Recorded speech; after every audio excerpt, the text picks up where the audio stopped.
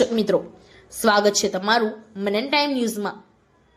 પુષ્પા ટોળકીનો શહેર પોલીસને પડકાર। એમએસયુ બાદ હવે સરદાર બાગમાંથી ચંદનના વૃક્ષની ચોરી।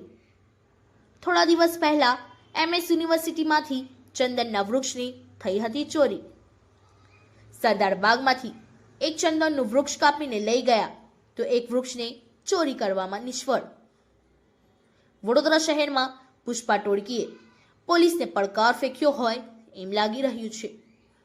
થોડા દિવસ પહેલા એમએસ યુનિવર્સિટીની હેડ ઓફિસના કમ્પાઉન્ડમાંથી ચંદનના 2 વૃક્ષોની ચોરી થઈ હતી। ત્યારબાદ યુનિવર્સિટીના જ એક ગાર્ડનમાંથી ચંદનના વૃક્ષની ચોરી કરવાનો પ્રયાસ થયો હતો। હવે આ ટોળકીએ સરદાર બાગને ટાર્ગેટ કર્યો છે। આ બાગમાંથી ચંદનના એક વૃક્ષની ચોરી થઈ છે, જ્યારે એક વૃક્ષને ચોરી કરવામાં તસ્કરો નિષ્ફળ નીવડ્યા છે। સ્માર્ટ સિટી વડોદરા શહેરમાં હવે સ્માર્ટ તસ્કરો બેફામ બન્યા છે। હવે લોકોના ઘરોમાં કિંમતી સરસામાનની નહીં પણ ચંદનના વૃક્ષની ચોરી કરવામાં આવી રહી છે।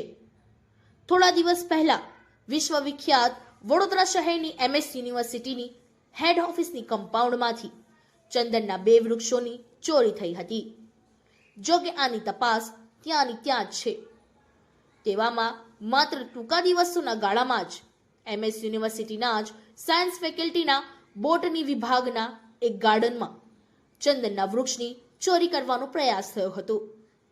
ત્યારે એમએસ યુનિવર્સિટી બાદ હવે ચંદન ચોર પુષ્પા ટોળકીએ કોર્પોરેશન હસ્તકના ગાર્ડનને ટાર્ગેટ બનાવ્યો છે।